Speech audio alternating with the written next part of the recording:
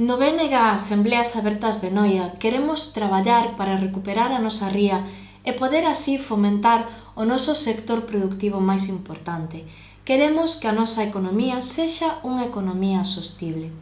O noso concello ten que ser, ademais, un concello centrado nas persoas.